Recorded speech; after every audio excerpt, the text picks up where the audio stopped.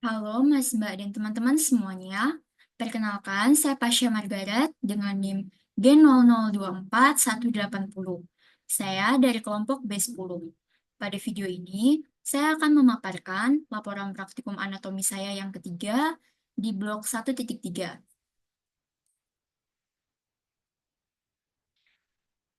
Pertama-tama, saya akan menjelaskan mengenai perbedaan dari jejunum dan juga ileum.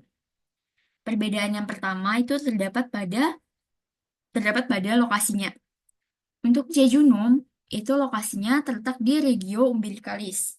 Sedangkan di ileum, lokasinya itu ada di kanan bawah kafum abdomen, ikat pelvis. Kemudian, perbedaan yang kedua, itu ada di warnanya. Jejunum berwarna lebih gelap daripada ileum.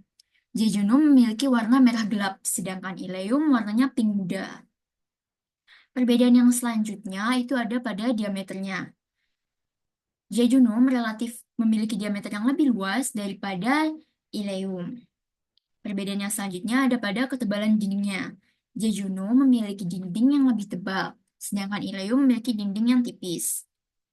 Jejunum memiliki vaskularisasi yang banyak, sedangkan ileum vaskularisasinya sedikit.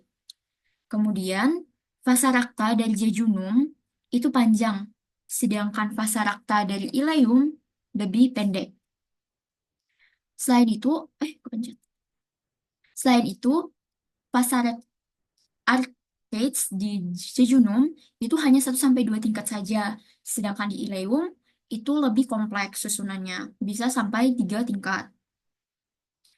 Perbedaan yang selanjutnya ada pada jumlah lemak mesenterinya.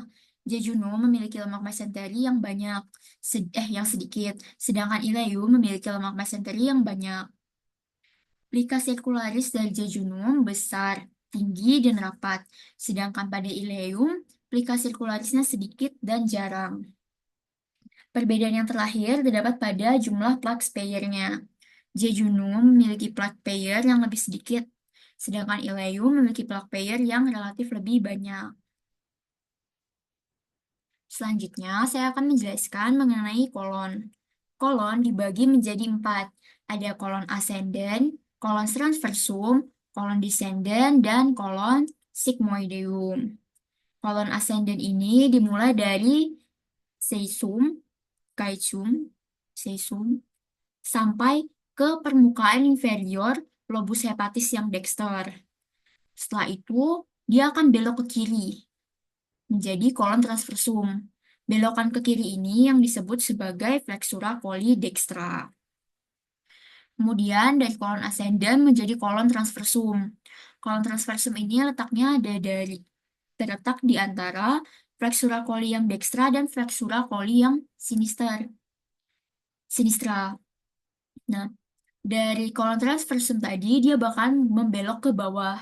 Nah, itu belokan yang ke bawah itu yang disebut sebagai flexura coli sinistra. Setelah itu dari kolon transversum dia akan menjadi kolon descendant yang arahnya ke bawah. Nah, kolon descendant tadi mulainya dari flexura coli sinistra sampai ke pinggirnya pelvis. Kemudian dari kolon descendant bakalan jadi kolon sigmoideum. Nah, kolon itu ada yang termasuk retroperitoneal sama ada yang termasuk intraperitoneal. Untuk yang retroperitoneal itu ada kolon ascendant sama kolon descendant. Sedangkan untuk yang intraperitoneal itu ada yang kolon transversum sama kolon sigmoideum. Yang terakhir, saya akan menjelaskan tentang pengeluaran feses. Jadi, sebelumnya kan makanan udah diolah, udah melalui pencernaan. Mulai dari mulut, ada pencernaan secara mekanis, dan juga ada kimiawinya oleh enzim alfa amilase atau enzim ptialin, terus masuk ke orofaring, terus di esofagus ada gerakan peristaltik ke bawah, terus melalui lower esophageal sphincter masuk ke lambung, di lambung mengalami pencernaan lagi secara kimiawi dan juga secara mekanis oleh pergerakan otot-otot yang ada di lambung.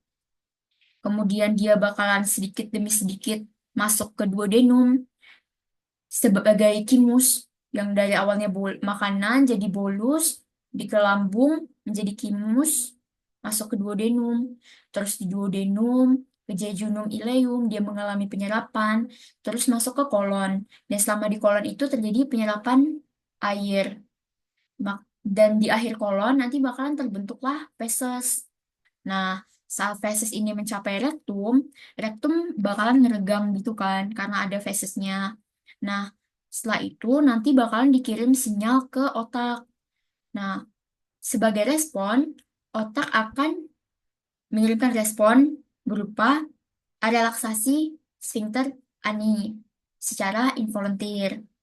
Tapi ini belum sampai defekasi. Defekasi baru bakalan terjadi ketika sphincter ani externus dan otot-otot pada dasar panggul mengalami relaksasi secara volunteer.